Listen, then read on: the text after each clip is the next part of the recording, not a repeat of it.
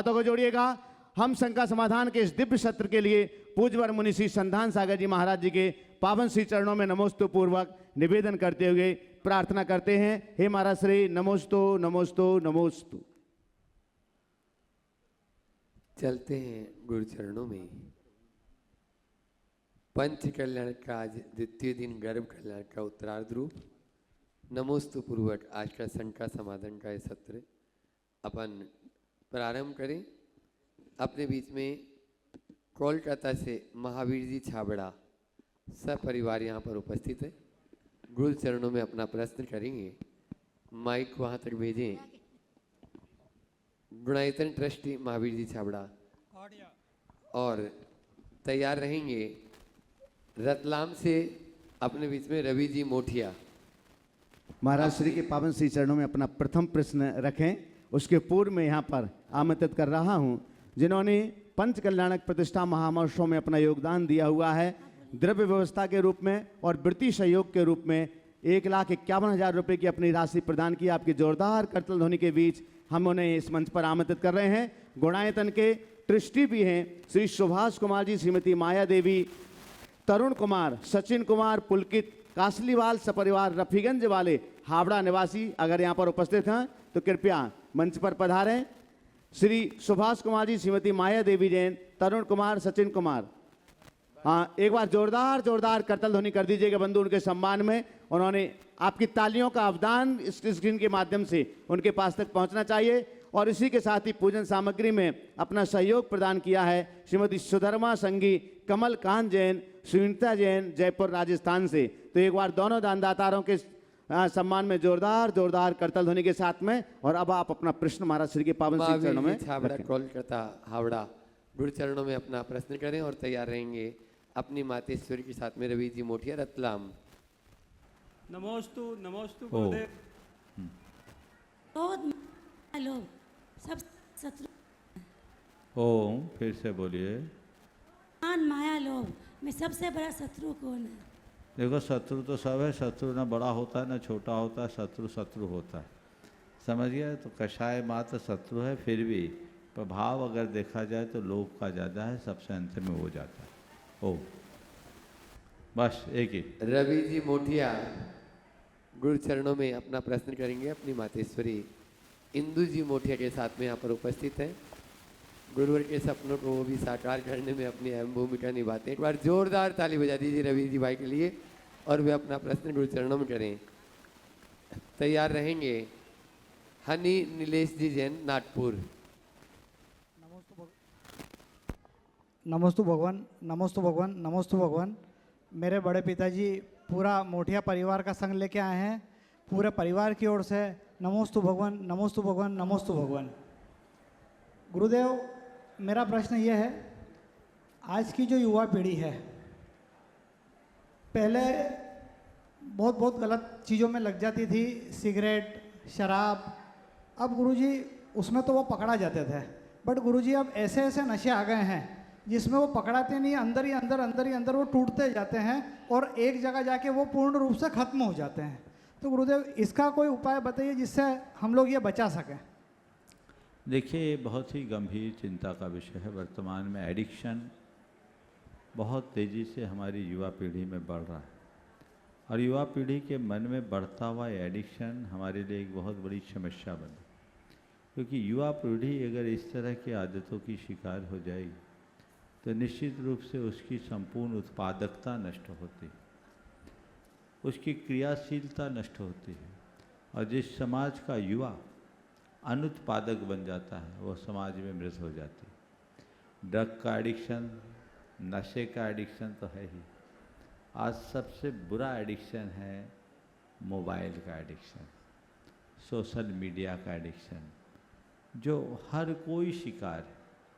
और इसमें मुझे तो अब लगता है कि बच्चे बड़े सब धीरे धीरे शिकार होते जाए।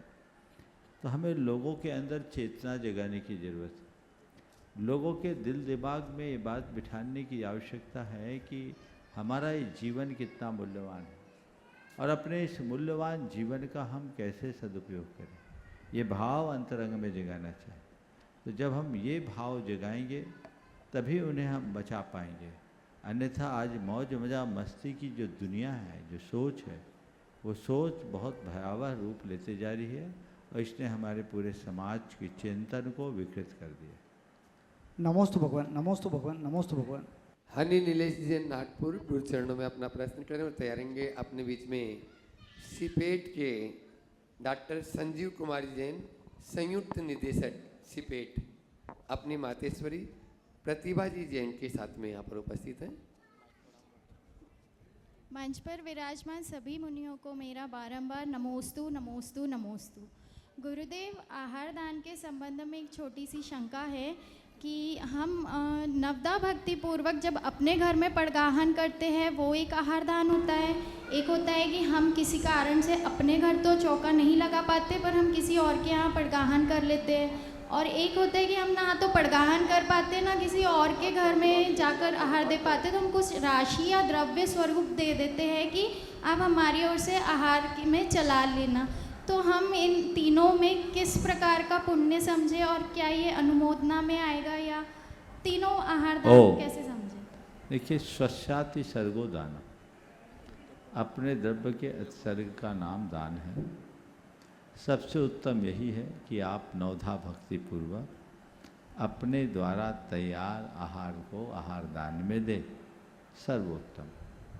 लेकिन कई बार सबको रोज अवसर नहीं मिल पाता, तो आपने जो अपने हाथों अपना द्रव्य तैयार करा है उसका वह अंश जो एक स्थान से दूसरे स्थान में ले जाने योग्य हो, थोड़ा सा दे दे। ये दूसरा विकल्प। अब ये भी संभव नहीं है तो जो साधु ले रहा है वो दे दे, पर तब जब आपने अपना कुछ किया है तब। अब महाराज जी, हम तो 1 दिन 2 दिन के लिए आए हैं, आहार भी देना चाहते हैं, हमारी अपनी व्यवस्था नहीं है, क्या करें? तो ये जघन्य दान है, यहाँ कृतकारी तनुमोदन है। आपने न बनाया न लगाया, केवल दिया है, वो भी सामने वाले की। आप शुद्धि भी बोल रहे तो सामने वाले के बिहाफ पे बोल रहे हैं, आपका कुछ लगा नहीं है, तो जितना लगा उसी से आपका पुण्य लगेगा, तो वहाँ आप दे दीजिए। लेकिन वहाँ भी तब देना चाहिए जब चौके वाले की सम्मति हो। अगर किसी चौके में आपको कोई मना कर रहा है और आप घुसपैठ कर रहे हैं तो ये उचित नहीं है, ये आपके पुण्य को छीन करेगा। आप बोलिए आपकी सम्मति हो तो मैं आपका दे सकता हूँ। चौके वाले को भी सम्मति देनी चाहिए, और देते भी हैं लोग, बल्कि देते ही हैं, पर भीड़ बढ़ा देने से कई बार अव्यवस्था हो जाती है। आजकल एक परंपरा बन गई आहार देने की, सब लोग आहार देते, तो ये आहार देना बहुत अच्छा कर्म, आहार दो। हम लोग भी इसीलिए आप सबको मना नहीं करते, प्रोत्साहित कर देते कि चलो इस निमित्त लोग जुड़ेंगे, लेकिन उतने में आप संतुष्ट मत हो। तुम्हारा गृहस्थपना तब सार्थक होगा जब अपने हाथों से तैयार अपना द्रव्य साधु को दोगे। कई लोगों के साथ तो ये होती कि कपड़े भी कमेटी के होते हैं और शुद्धि भी कोई दूसरा बुलवाता है, तो पुण्य तुम्हारा कहाँ से आएगा? हालांकि कृतकारी अनुमोदन है, न देने की अपेक्षा देना अच्छी बात है, देख के करना चाहिए। भारत सरकार के उपक्रम सीपेट के संयुक्त जॉइंट डायरेक्टर अपने बीच में डॉक्टर संजीव कुमार जी जैन, अपनी मातेश्वरी श्रीमती प्रतिभा जी जैन भोपाल से। एक बार जोरदार ताली बजा दीजिए डॉक्टर संजीव कुमार जैन के लिए। वे अपना प्रश्न गुरु चरणों में करेंगे और नमोस्तु महाराज जी, नमोस्तु, बारंबार नमोस्तु। और तैयार रहेंगे इसके बाद में इस पंच कल्याण प्रतिष्ठा महामहोत्सव में, जिन्हें नाभिराय अपने माता मरुदेव के साथ में। सर्वप्रथम महाराज जी मैं ये कहना चाहता हूँ भोपाल समाज की ओर से, भोपाल में जो अवधपुरी में आपने विद्या प्रौणिक गुरुकुल का प्रारंभ करवाया, आशीर्वाद दिया है, वह एक बहुत ही अच्छा प्रयास है। उससे बहुत से गरीब और छोटे वर्ग के छात्र लाभान्वित हो रहे हैं, यह एक बहुत अच्छा प्रयास है। मेरा प्रश्न यह है महाराज जी, मैं अभी पिछले सप्ताह में पावापुरी और वैशाली कई जगह गया, मैंने देखा उन जगहों पर हमारे समाज के लोग तो कम जाते हैं, बट दूसरे समाज के लोग ज़्यादा जाते हैं एज ए टूरिस्ट प्लेस। उससे कोई दिक्कत नहीं, सभी लोग जाएं, लेकिन मुझे ऐसा लगता है कि उसकी व्यवस्था और गरिमा थोड़ा सा उतने अच्छे से नहीं होती है। तो ऐसा कुछ आप हम लोग को सजेस्ट करें समाज को कि हम उसको मेंटेन करके रखें, और ताकि हमारे धर्म का प्रचार भी हो और साथ में हमारी जो व्यवस्था है वो बनी रहे। महाराज जी, देखिए, तीर्थ क्षेत्रों में यदि हमारे समाज के अन्य बंधुगण आते हैं तो हमें हर्षित होना चाहिए, उसमें एक अच्छी संभावना देखनी चाहिए, हमें उनका स्वागत करना चाहिए कि ऐसे लोग हमारे यहाँ आ रहे हैं, हम उनका स्वागत करें और उन्हें जैनिज़्म से परिचित कराएं। ये हमारे लिए एक मौका है। हम ये नहीं देखें यहाँ क्यों आ रहे हैं, धर्म स्थान पर आए, उन्हें हम जैन धर्म और जैन संहिता से परिचित कराएं। अगर वो जैनिज़्म से परिचित होंगे तो हो सकता है उनमें जैन धर्म के संस्कार भी आ जाए। हाँ, वहाँ की पवित्रता और मर्यादा को बनाए रखने के लिए हमारा प्रबंध तंत्र मजबूत होना चाहिए। उनको हमें एजुकेट करना चाहिए कि आप किस मंदिर में आए हो, किस स्थल पर आए हो, यहाँ की पूजा की प्रक्रिया क्या है, यहाँ की पूजा की परिपाटी क्या है, आप उसे ही फॉलो करें। जिस पूजा स्थल का जो प्रोटोकॉल है उसको आप अपनाएंगे तभी पुण्य कमाएंगे, और ऐसा हम करते भी हैं। अगर कोई व्यक्ति शंकर जी के मंदिर में जाता है तो बेलपत्र चढ़ाता है, हनुमान जी के मंदिर में जाता है सिंदूर चढ़ाता है, गुरुद्वारा में जाता है अरदास करता है, जिस पूजा स्थल या इबादत गृह में जाता है वो उसी पद्धति के अनुसार पूजा अर्चा करता है। तो उन्हें हमें समझाना चाहिए, आप जैन तीर्थंकर के मंदिर में आए हैं, जैन विधि से पूजा करिए, तभी आपको लाभ मिलेगा। इतनी सी समझ अगर हमने लोगों को विकसित कर दी, लोगों के मन में जगा दी, तो हमें कोई कठिनाई नहीं होगी। और उन्हें हम कुछ ऐसे लिटरेचर बने, हमारे हर तीर्थ क्षेत्रों में ऐसा एक आदमी होना चाहिए जो जैन धर्म के अहिंसा करुणा के सिद्धांत को बता सके। आपने आज तीर्थंकर परमात्मा के दर्शन किए, कम से कम आज के दिन तो आप शाकाहारी बनिए, एक दिन के लिए तो हिंसा का त्याग कीजिए, कितनी बड़ी प्रभावना होगी। और मुझे पक्का भरोसा है, हो सकता है उनका एक दिन का संकल्प पूरे जीवन का संकल्प बन जाए। पर दुर्भाग्य है, हमारा मैनेजमेंट इन सब चीज़ों पर ध्यान कम देता है। हमारे तीर्थों की जहाँ तक व्यवस्था है, मैनेजमेंट का फोकस कलेक्शन पर होता है। संत कहते हैं कलेक्शन नहीं, क्रिएशन हो, कुछ क्रिएटिविटी होनी चाहिए, कुछ अच्छा करो, लोगों को अच्छी प्रेरणा दो। तुम्हारे लिए एक अवसर मिला है। आप लोगों से भी बोलता हूँ, कहीं कोई आपको मिले तो आप यहाँ क्यों आए ये मत बोलिए, आप हर्ष से उनका स्वागत कीजिए। अच्छा लगा आप यहाँ आए, बहुत बढ़िया, आप आइए, नियमित आइए, आपका जीवन बदल जाएगा, आपकी काया पलट होगी। लेकिन इस रीति और इस विधि से पूजा अर्चा कीजिए। यदि ऐसी सकारात्मक और समझदारी भरा आप व्यवहार करेंगे तो मैं मानता हूँ ये जैन धर्म की युगांतकारी प्रभावना का आधार बनेगा। जी महाराज, नमोस्तु महाराज जी, नमोस्तु। इस पंच कल्याण प्रतिष्ठा महामहोत्सव में माता पिता बनने का सौभाग्य प्राप्त किया है गुना निवासी सिंगापुर प्रवासी विवेक भाई, जो व्रती जीवन कई वर्षों से जी रहे हैं। सुषमा जी, एक बार जोरदार ताली बजा दीजिए नाभि राय और मरु देवी जी के लिए। वे अपना प्रश्न गुरु चरणों में कर रहे हैं। उसके बाद में इस पंच कल्याण प्रतिष्ठा महामहोत्सव के सौधर्म इंद्र सचिंद्र रानी के साथ में। नमोस्तु महाराज जी। महाराज जी, आज माता की गोद भराई थी, आज माता की गोद भराई थी, तो गोद भराई का क्या महत्व है?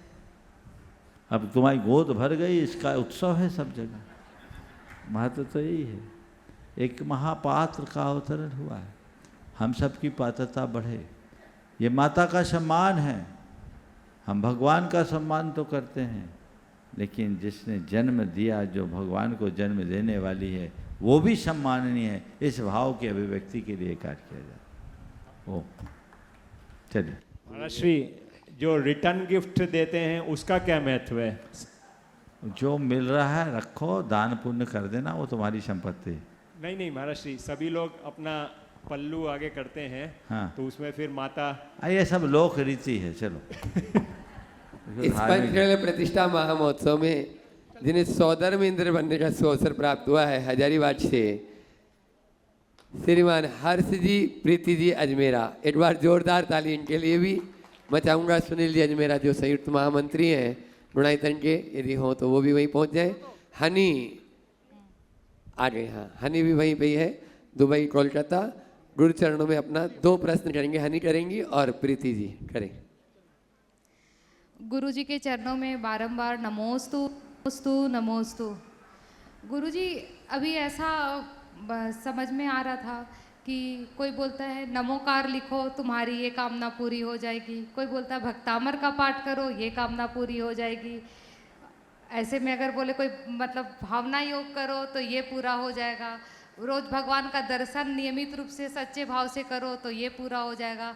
तो ऐसा लगता है कन्फ्यूज़न हो गया है, करे तो क्या करे, किस पे मतलब श्रद्धान करे तो एक बार किस पे करे, भक्तामर लिखने पे करे, नमोकार लिखने पे करे, देवदर्शन पे करे, क्या करे, कैसे निर्जरा। देखो जब तक अपने आप को अधूरा समझोगे तो यही कन्फ्यूजन बनता ही रहेगा। जिस दिन अपने आप को पूरा समझ लोगे सारा कन्फ्यूजन खत्म हो जाएगा। समझ गए? तो हम अधूरे नहीं, हम अभागे नहीं, हम अधूरे नहीं, हम अभागे नहीं। कसरबत इतनी सी है कि हम जागे नहीं। बस जाग जाओ, सारी दुविधा खत्म हो जाए। नमोस्तु गुरुदेव, नमोस्तु गुरु गुरुदेव। चरणों में अपना प्रश्न कर रहे हैं और उसके बाद में इस महान अनुष्ठान में जो कुबेर बनने का सौभाग्य प्राप्त किए हैं नितिन जी पुणे, गुरु चरणों में अपना प्रश्न करेंगे पूरे परिवार के साथ में। गुरुदेव कहते हैं कि वर्क स्मार्टर नॉट हार्डर। आज की डेट में अगर हर पर्सपेक्ट में ये चीज़ को अपनाया जाए, एआई आ गया, हर कुछ आ गया, धर्म के मामले में भी जैसे मेरे किसी चर्चा हुई तो उन्होंने कहा कि पर्वत पे कोई पैदल चढ़ के वंदना करने जा रहा है, वही टाइम अगर हम लोग बाइक से चले जाएं या डोली से तो हम उसमें अपनी साधना ज़्यादा अच्छे वहाँ से ऊपर बैठ के भगवान का अभिषेक टाइमली कर पाएंगे, पूजा पाठ वहाँ टाइमली या माला जाप कर लेंगे। तो ये क्या स्मार्टर वर्क नहीं हुआ इस सेंस में कि पैदल चलना ज़्यादा इम्पोर्टेंट है? देखो सीधी बात है, तीर्थ स्थल तपस्या स्थल। हम पैदल चलते हैं तो तपस्या भी करते हैं और जीवों की रक्षा भी करते हैं। जिस तीर्थ की वंदना हम करने के लिए आए हैं वो अहिंसा की प्रतिमूर्ति का क्षेत्र है। आप गाड़ियों से जाते हैं, कितने जीवों को रौंदते हुए जाते कोई पता है क्या? पहले एक ज़माना था लोग पैदल शिखर जी की वंदना के लिए घर से आते थे। आज व्यवस्था बदल गई, आप गाड़ियों से आए पर कम से कम यहाँ तो पैदल चलिए जब तक आपके अंदर सत्व है, और पैदल चलने में आपकी तपस्या होगी। डोली पैदल से नहीं चल पाए, डोली से चलो, उसको भी अपेक्षा कर ठीक कहूँगा, पर मैं कहूँगा दूसरे साधनों से की गई 1000 वंदना पैदल पाँव से करने वाली एक वंदना उससे ज़्यादा भारी नहीं है। सत्य नहीं है, समय नहीं है, शक्ति, साल में एक करो ना। तुम यहाँ से वहाँ तक गए हो बाइक से या गाड़ी से या अन्य साधन से, कितने जीवों को रौंदते हुए जा रहे हो, ये भी तो विचार करो। तो मूल बात को समझ कर चलना चाहिए। ओ नमस्ते गुरुदेव। नितिन कविताई जैन जिन्हें इस पंचकल्याण प्रतिष्ठा महामहोत्सव में धनपति कुबेर, उसके बाद में महायज्ञनायक बनने का सौभाग्य प्राप्त किया है पंचकल्याण प्रतिष्ठा महोत्सव में सचिव जी आशीष जी जैन, लंदन पुणे है उपस्थित। और इस पंचकल्याण प्रतिष्ठा महामहोत्सव में यज्ञ नायक बनने का अवसर प्राप्त किया है सुभाष जी पूनम जी जैन, दिल्ली गुणायतन CEO।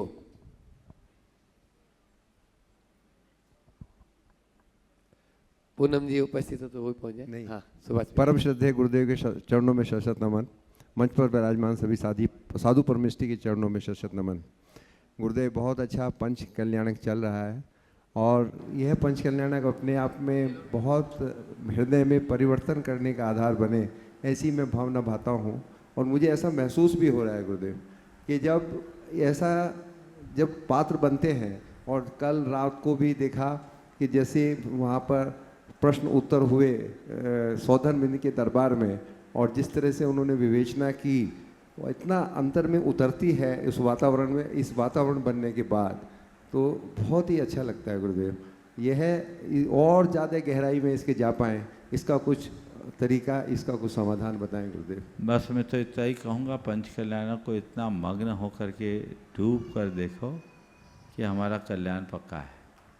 निश्चित रूप से इस तरह के आयोजन सम्यक दर्शन के कारण बनते हैं, हमारे भाव विशुद्धि के निमित्त बनते हैं।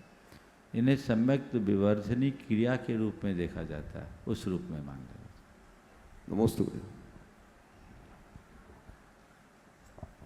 अगले प्रश्नकर्ता के रूप में बुला रहा हूँ अपने बीच में उस पावन धरा से, जिस पावन धरा के पर कल के दिन एक सूर्य का जन्म हुआ, और वो आज अपने बीच में गुरुवर प्रमाण सागर जी के रूप में यहाँ पर विराजित है, जो सबको प्रकाशित कर रहे हैं दिन में भी और रात में भी। अरविंद जी, पायल जी, लब्धि जी सेठी हजारीबाग गुरु चरणों में अपना प्रश्न करेंगे, और साथ में ही भगिनी नीतू जी, मनु जी बोहरा नागपुर से भी उपस्थित है। सभी एक साथ हो जाएं, आप लोग जोरदार तालियों से इनका स्वागत कर दें। वे अपना प्रश्न करेंगे, बिंदु वे भी वहीं पे आ जाए। हाँ, साथ में नीलू जी सम्यक जी भी यहाँ पर उपस्थित है, सेठी हजारीबाग, जो इस पंच कल्याण में अपनी प्रतिमा भी प्रतिष्ठा यहाँ पर हो रही है। आ जाए नीलू जी, सम्यक जी भी साथ में। प्रश्न शुरू करें, आप 2 प्रश्न करेंगे। नमोस्तु महाराज जी, मेरा प्रश्न यह है कि हमें लाइफ में जब भी जो भी चीज़ मिलती है, हम उसको उतनी वैल्यू नहीं देते और मोस्टली उसको फॉर ग्रांटेड ले लेते हैं। तो हम ऐसा क्या करें कि हम जो भी हमें मिले, हम उसकी वैल्यू करें और हमारे मन में उसके लिए बहुत आभार हो कि हमें ये चीज़ मिली। मनुष्य के जीवन की ये सबसे बड़ी विडंबना है। जो पास होता है वो पसंद नहीं आता। चीज़ों की वैल्यू हम तभी तक रखते हैं जब तक वो चीज़ें मिलती नहीं। टॉलस्टॉय ने एक जगह बहुत अच्छी बात लिखी, there are 2 tragedies in our life, one is not to get your heart desire, the other is to get it. हमारे जीवन में एक साथ 2 दुर्घटनाएं घटती है। पहली तो ये कि हम किसी चीज़ को चाहते हैं, वो नहीं मिलती, और दूसरी कि वो मिल जाती। जब तक चीज़ें नहीं मिलती तब तक उसके लिए हम परेशान होते हैं, और जब मिल जाती है तो धीरे धीरे उससे चित्त हट जाता है, कुछ और की तरफ ध्यान चल जाता है। ये स्वभाव है। जब तक गाड़ी नहीं है, एक गाड़ी मिल जाए, गाड़ी आ गई तब इससे अच्छे गाड़ी आए। मन की गाड़ी ले आए तो देखा अब इससे और अच्छी गाड़ी आ गई, क्या अच्छा होता कि हम वो गाड़ी लें। कपड़े जब तक ढंग के नहीं थे हमने ले लिए, अब और कोई इससे और अच्छा। एक ही कपड़ा पहन लिए, दूसरे दिन उतना चाव नहीं होता जितना पहले दिन है, और 2-4 बार पहन लेने के बाद तो चाहे चीज़ कितनी भी अच्छी हो, वो अच्छी नहीं लगती। तो ये मानवीय दुर्बलता है। चीज़ें जब तक पास रहती है तब तक वो उसके प्रति जागरूक नहीं होता। छोड़ो दूसरी बात, 24 घंटे हम सांस ले रहे हैं, आ रहे हैं, जा रही है, पता है, पर मेरे जीवन में श्वासों का कोई रोल है, इसका आभास होता है। कब होता है? जब श्वास अवरुद्ध होने लगती है, श्वास उखड़ने लगती है, तब पता लगता अरे श्वास भी कितनी कीमती है। तब लगता है ना। 32 ही मुँह में है, अभी तो आई नहीं होगी पूरी, लेकिन 32 दांत है, और जब तक दांत रहते एक बार भी जीभ दांत पे नहीं जाती, लेकिन एक दांत बाहर निकल जाए तो 24 घंटे दांत जीभ वहीं जाती है नहीं। तो चीज़ें जब तक पास रहती है हम उसके प्रति गंभीर नहीं होते। जब चीज़ें हाथ से निकलने लगती है तो हमारा ध्यान उधर जाता है। जो चीज़ें हैं उस समय हम उसका सत्कार करें, जो उपलब्ध है उसका सत्कार करें।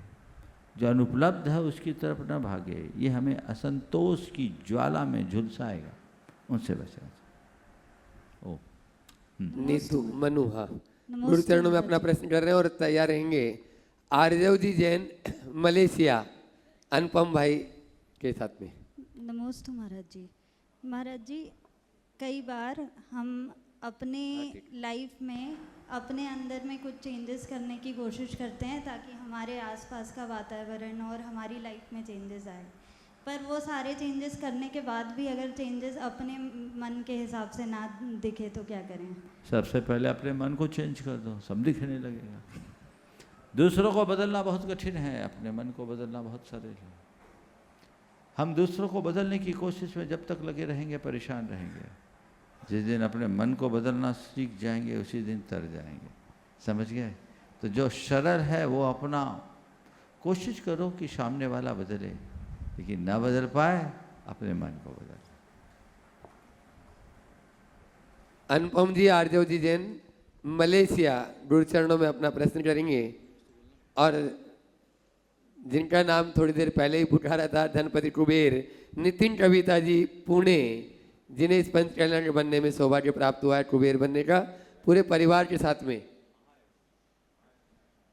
अच्छा, महायज्ञ नायक आगे, हाँ, महायज्ञ नायक तैयार रहेंगे श्रीमान सतीश जी आशीष जी लंदन पुणे। गुरुवर श्री प्रमाण सागर महाराज जी को नमोस्तु नमोस्तु नमोस्तु, समस्त मुनि संघ को नमोस्तु। महाराज जी, मेरा प्रश्न ये है कि जब भगवान का गर्भ कल्याणक होता है उसके 6 महीने पूर्व और 9 महीने जन्म तक कुल 15 महीने प्रतिदिन 3 बार रत्नों की वृष्टि होती है। तो मेरा प्रश्न ये है कि उस स्थिति में उस नगर की इकोनॉमी कोलैप्स कैसे नहीं होती, क्योंकि इतने सारे रत्न पड़े हैं। देखो भाई, ये दिव्य निधियाँ हैं और ये सारे रत्न पूरे नगर में नहीं बरसते, राज आंगन में बरसते। कहाँ बरसते हैं? राजा के आंगन में, माने राजमहल में। कहाँ बरसते हैं? राजमहल में। अब राजमहल की सिक्योरिटी तुमको पता है कैसी होती है? बहुत हाई सिक्योरिटी होती है। आज राष्ट्रपति भवन में तुम घुसना चाहो घुस सकते हो क्या ऐसे? तो राजमहल में रत्न बरसते हैं, आम जनता वहाँ से रत्न नहीं ला पाती, इसलिए वहाँ की इकोनॉमी पर कोई असर नहीं पड़ता। पहली बात, वो वहीं रहता है। दूसरी बात, दिव्य निधियाँ जिनके पुण्य के प्रताप से आती है बस उनके ही काम में आती है और उनके रहने तक ही टिकती है। उनके जाते ही सब चीज़ें खिसक जाती।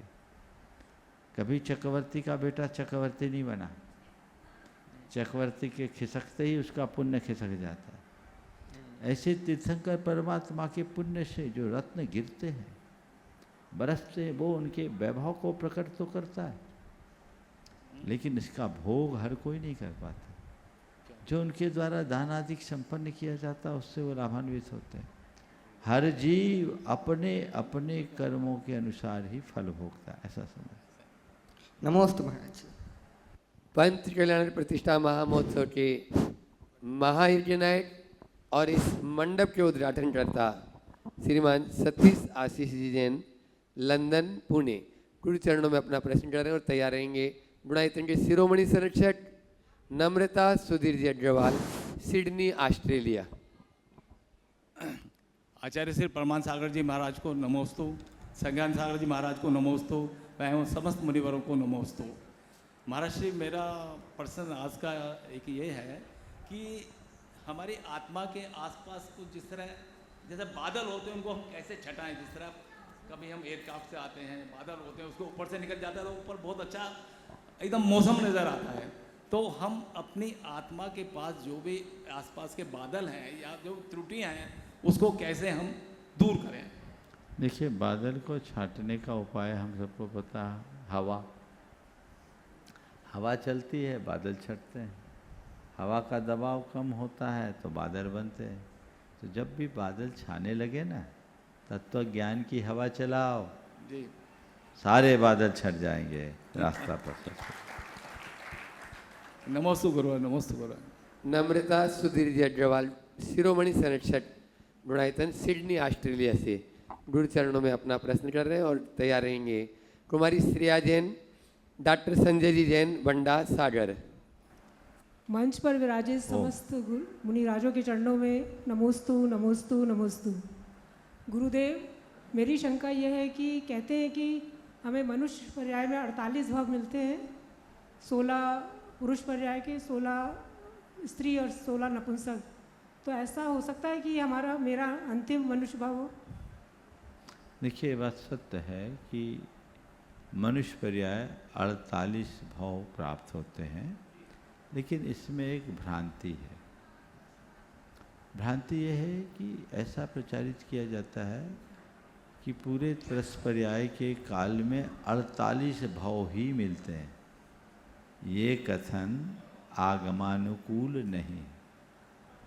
आगम के अनुसार कोई लगातार मनुष्य से मनुष्य बने तो 48 भाव, बीच का एकाध भाव का गैप हो जाए तो फिर हम 48 भाव बन सकते। तो ऐसे 48 के असंख्यों बार, बल्कि अनंतों बार हम मनुष्य बन सकते हैं। इसलिए इस भाव को अपना आखिरी भाव मत मानो। डराने के लिए कहना अलग बात है कि देख भाई, अच्छा कर ले, दोबारा मनुष्य बनना मुश्किल है, दुर्लभ भी, ये भी बात सत्य है। लेकिन सिद्धांत ये नहीं कहता। सिद्धांत तो ये कहता है कि कोई निरंतर मनुष्य से मनुष्य बने तो 48 हो। समझ गए? ऐसा नमोस्तु नमोस्तु नमोस्तु। कुमारी श्रेया जैन, डॉक्टर संजय जी जैन पूरे परिवार के साथ में महाराज श्री बंडा सागर से, और तैयार रहेंगी श्रीमती चंद्रकला जी पाटनी, रांची, मंत्री गुणायतन। महाराज श्री बंडा से निरामय सागर जी परिवार और अमूलमती माता जी का बंदामी करते हुए, मैंने जो पंच कल्याणक में एक प्रतिमा का 5 लोग लाभ ले रहे हैं। मेरा बच्चा BIT भोपाल में M.Tech कर रहा है, बच्ची नीट में इस बार बहुत अच्छे से सफलता पूर्वक पेपर दे के आई है, और श्रीमती जी ने तो कल क्वेश्चन किया ही था। आज हमारी भतीजी जो मीना दीदी और अटकाई की बच्ची है, वो आज आपसे एक क्वेश्चन करें। महाराज श्री के चरणों में बारंबार नमोस्तु नमोस्तु नमोस्तु। महाराज श्री, मैं एक साइंस बैकग्राउंड की स्टूडेंट हूँ, जहाँ पर मुझे जब भी कोई पढ़ाते हैं या फिर मैं खुद पढ़ती हूँ तो मैं हर चीज़ को बहुत प्रैक्टिकल और प्रमाणित वे में पढ़ती हूँ।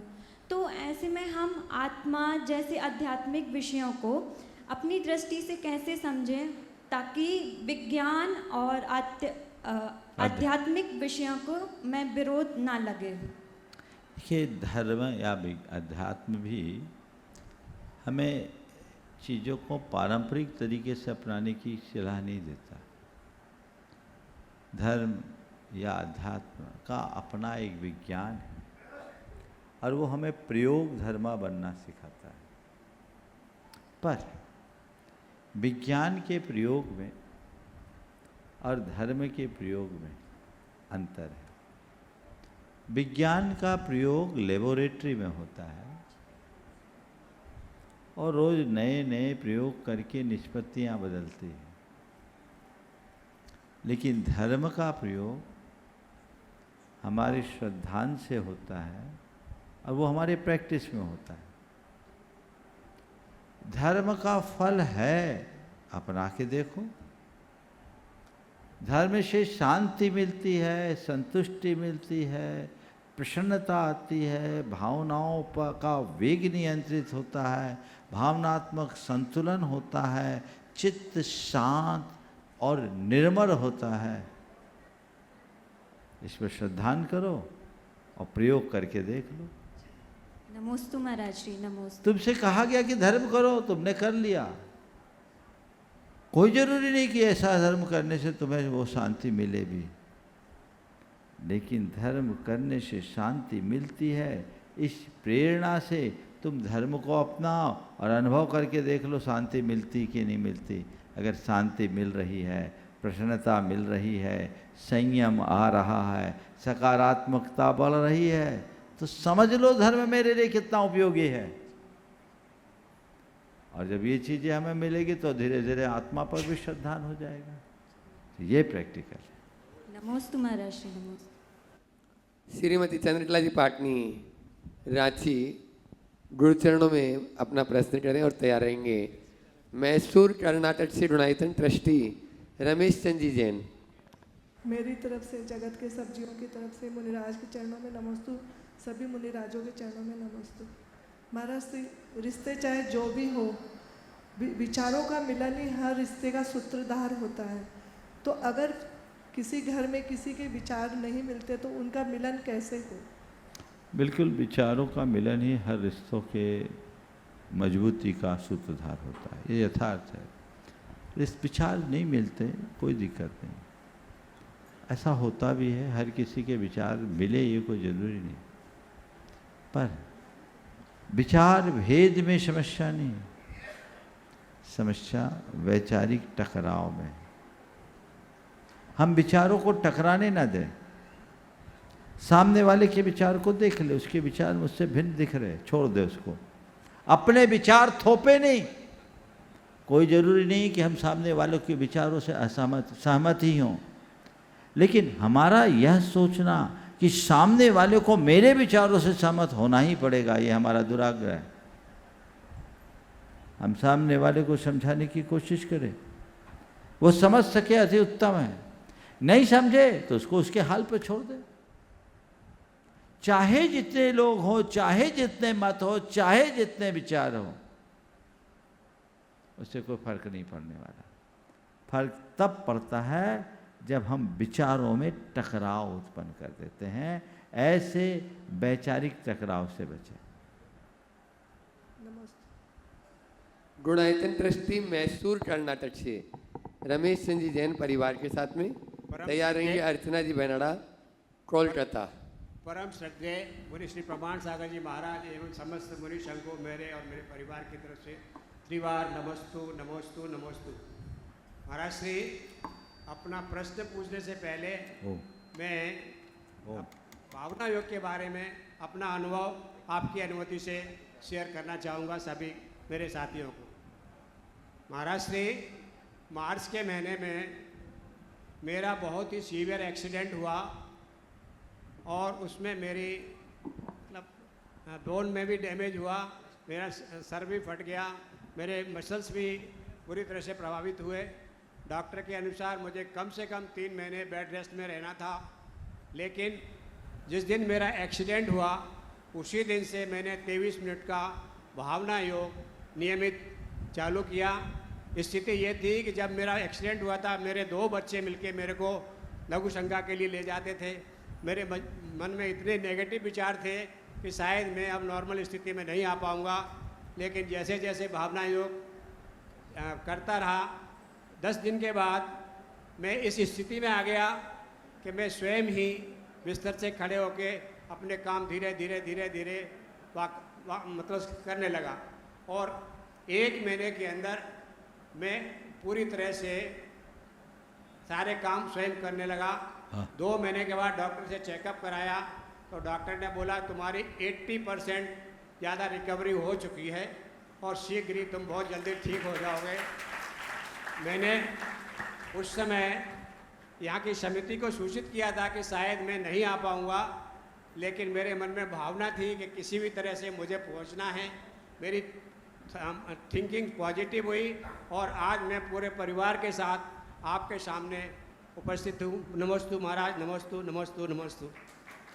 मैं प्रश्न के लिए ये दीपा को अपनी डॉटर इला को दे रहा हूँ। नमोस्तु गुरुवर, आपके चरणों में बारंबार नमस्कार। मेरा प्रश्न ये है कि आज गर्भ कल्याणक की पूजा करते वक्त यह प्रश्न मेरे मन में आया कि गर्भावस्था में जो 9 महीने हैं उसमें भावी पिता, भावी फादर का क्या कर्तव्य है या क्या रोल है? कृपया मार्गदर्शन 9 महीने करें। में हमारा माँ का क्या कर्तव्य पूछ रहे कि परिवार का? फिर से बोलिए। नहीं, फ्यूचर फादर, भावी पिता। भावी पिता का क्या कर्तव्य? पहले तो मैं चाहूँगा एक बार रमेश जी और इनके परिवार का जोरदार अभिनंदन कर दें। आप देख रहे हैं 82 की उम्र में भी कितने जवान दिख रहे हैं। बहुत अच्छी ऐसी भावना आपकी बनी रहे। आपने भावना योग का प्रयोग किया, लाभ लिया और लोग भी इनसे प्रेरणा प्राप्त कर सकते हैं। आपने पूछा है कि कोई स्त्री यदि गर्भवती है तो संतान के प्रति उसके भावी पिता का क्या कर्तव्य है। देखिए, अगर किसी के घर में कोई स्त्री गर्भवती है तो उस पूरे के पूरे घर की एक बहुत बड़ी जिम्मेदारी है। पूरे घर में एक ऐसा वातावरण बनना चाहिए कि इस घर में एक दिव्य आत्मा का अवतरण होने वाला है। और जैसे घर में कोई दिव्य पुरुष आते हैं तो आप सबकी क्या भाव दशा होती है। आप उनके स्वागत के लिए पलक पावड़े बिछाते हैं, घर का पूरा वातावरण उनके अनुकूल बनाते हैं। तो ऐसे इस घर के वंश की वृद्धि करने वाला या वंश की बेल बनकर प्रकट होने वाली कोई संतान आने वाली है। एक ऐसी दिव्य विभूति, ऐसी एक दिव्य आत्मा, उसका स्वागत तो होना ही चाहिए और पूरे घर में वैसा ही वातावरण होना चाहिए। आप एक संतान को जन्म नहीं दे रहे हैं, आप एक महान आत्मा को आधार दे रहे हैं। माँ की उसमें बड़ी भूमिका है, लेकिन पिता की भी उसमें बड़ी भूमिका है। पिता को सबसे पहला काम तो ये करना चाहिए कि अपनी धर्म पत्नी को सब प्रकार की अनुकूलताएं प्रदान करना चाहिए। उसके मनोभावों को पूरी तरह से विशुद्ध बनाए रखने का प्रयास करना चाहिए। घर के पूरे वातावरण को तनाव और चिंता से मुक्त रखना चाहिए। घर में कर्मठता और क्रियाशीलता का वातावरण बनाना चाहिए और उस अवधि में उसे भी ब्रह्मचर्य की साधना करनी चाहिए ताकि एक उत्तम संतान को जन्म दे सके। मनुष्य को ये बंधन स्वीकारना चाहिए, पशुओं से प्रेरणा लेना चाहिए। पशु प्रकृति के बंधन में बंधते हैं, मनुष्य के अंदर कोई बंधन नहीं। उन्हें उस अवधि में अगर घर पेट में कोई संतान आ गई तो जब तक उसकी प्रसूति ना हो जाए, बल्कि प्रसूति के बाद भी लगभग 2 महीना 40 दिन तो न्यूनतम ब्रह्मचर्य का पालन दृढ़ता से होना चाहिए और उस समय उसे अच्छे भाव भाना चाहिए। माता पिता दोनों को एक ऐसा वातावरण बनाना चाहिए जो सबके हृदय में प्रसन्नता का संचार कर दे। यदि ऐसा करेंगे तो बहुत अच्छा वातावरण बनेगा।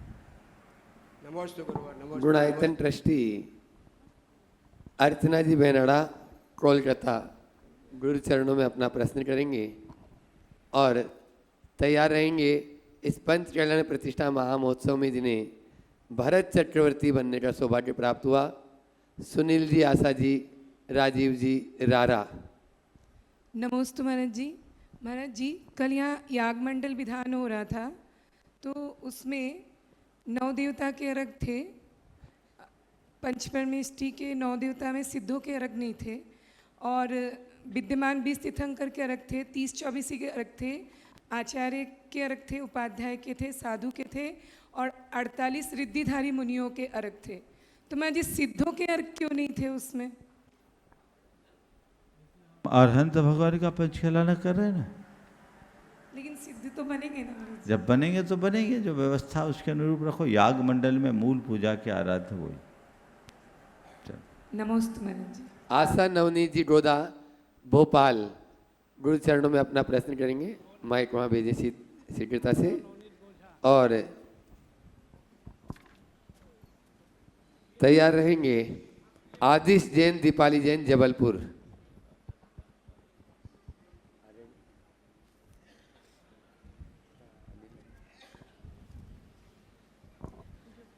प्रातः स्मरणीय गुरुदेव एवं मंचासीन सभी गुरुओं को त्रिवार नमोस्तु।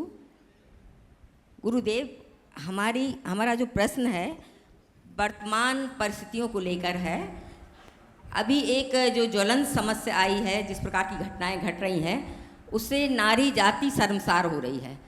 अभी कुछ दिन पूर्व पूना में और उसके कुछ महीने पहले इंदौर में, पहले क्या होता था गुरुदेव, जैसे किसी का अफेयर है या किसी का तालमेल नहीं बैठ पा रहा है तो मोस्टली क्या करते थे, शादी तक यदि माँ बाप नहीं मान पा रहे हैं और शादी करनी पड़ रही है लड़की को, तो वो वहाँ जाके फिर दहेज के केस लगा देते थे झूठे, या डोमेस्टिक वायलेंस के केस में लगा देते थे। लेकिन अभी गुरुदेव एक नया ट्रेंड देखा है, मतलब शादी जैसी हुई और वो उसने लड़के को खाई में गिरा दिया। अभी लेटेस्ट फिर एक पूना की घटना आई है। अभी तो शादी हुई भी नहीं है, शादी के पहले ही उसने भाभी पति को खाई में गिरा दिया और उसकी हत्या हो गई। तो गुरुदेव ये समाज कहाँ जा रहा है? क्या कारण है इस सब चीज़ का कि आखिर लड़कियाँ इतना पेशेंस भी नहीं है कि शादी हो जाए। उस लड़के की तो कोई गलती नहीं है, वो तो केवल एक शादी कर रहा था, अभी तो शादी हुई भी नहीं है। यदि आपको नहीं करना है तो आपके पास बहुत सारे विकल्प होते हैं। यदि किसी प्रकार माता पिता नहीं मान रहे तो तलाक भी एक ऑप्शन होता ही है। लेकिन गुरुदेव ये कहाँ जाएगा समाज? क्या इतनी मानसिक विकृतता लड़कियों को तो सॉफ्ट नेचर की होती है, मतलब ऐसा नहीं मानते थे कि इस प्रकार के घिनौने कृत्य कर सकती हैं। तो गुरुदेव मार्गदर्शन दीजिए समाज को। देखिए, आपने पहले तो मैं चाहूँगा इनका जोरदार अभिनंदन करें। ये पेशे से एक जज होने के बाद, चूँकि ये इनके दोनों दंपति आशा जी नवनीत जी दोनों जिला न्यायाधीश के पद से सेवानिवृत्त होकर के आए हैं और उन्होंने अपना पूरा कार्यकाल बहुत अच्छे से निभाया। आपने जो सवाल किया है वो आपके अनुभवों से भरा हुआ है और ये मुद्दा बहुत ही गंभीर और संवेदनशील है। जब इस तरह की घटनाएं सामने आती है तो पूरी समाज हिल जाती है, पर समाज में अक्सर ऐसी घटनाओं के समय में किंचित प्रतिक्रियाएं होती है, फिर थोड़े दिन बाद भूल जाते हैं। जब तक इस प्रकार की घटनाओं की तह में हम नहीं जाते, इनकी जड़ तक नहीं पहुंचते, तब तक इनका स्थायी हल असंभव जैसा है। हमें इनके जड़ में जाकर देखना चाहिए कि आखिर ऐसा हो क्यों रहा है। मेरा अनुभव बताता है, थोड़ा हो सकता है आप लोगों को बुरा लगे, लेकिन इस दौर में हमारे समाज की महिलाएं कुछ ज़्यादा एग्रेसिव होने लगी है। आप कह सकते हो कि आप ऐसा आरोप लगा रहे हैं, लेकिन मैं आरोप नहीं लगा रहा हूँ, ऐसा दिख रहा है। नारी की जो स्वाभाविक सहनशीलता की वृत्ति थी वो छीन हो रही, और यह सब प्रगतिशीलता के नाम पर है। मैं नारी की प्रगतिशीलता का पक्षधर हूँ। हर स्त्री को आगे बढ़ना चाहिए, पुरुषों के साथ कंधे से कंधा मिला करके चलना चाहिए। और ये बड़ा सुखद पहलू है कि आज की नारियाँ बहुत अच्छे से शिक्षित और समर्थ हो गई। ये एक बड़ा बदलाव है, लेकिन इस बदलाव के साथ एक बड़ी कमी है। प्रगतिशीलता कहती है कि नारी पुरुष के साथ चले, लेकिन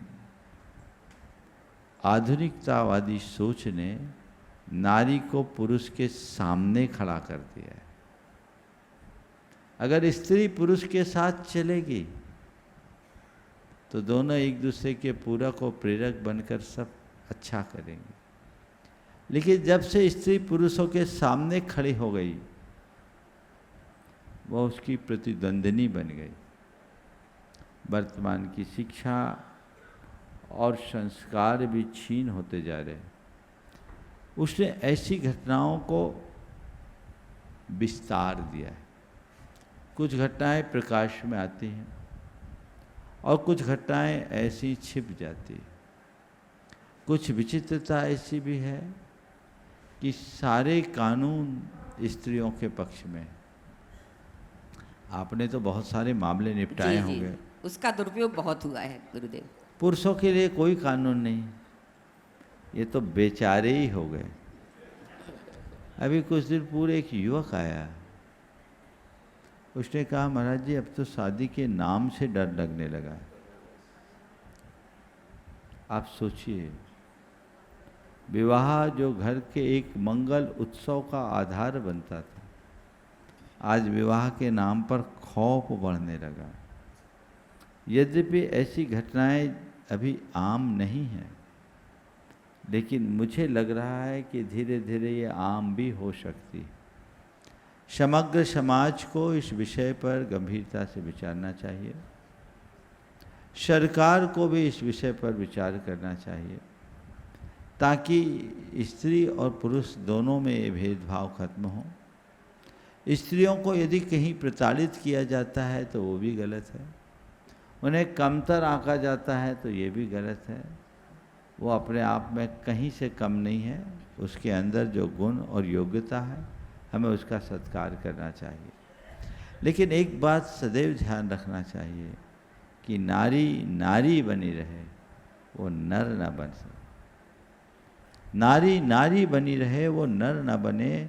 जिस दिन नारी नर बन जाएगी सर्वनाश हो जाएगा। उसके अंदर नारियोचित जो गुण है वो विकसित होना चाहिए।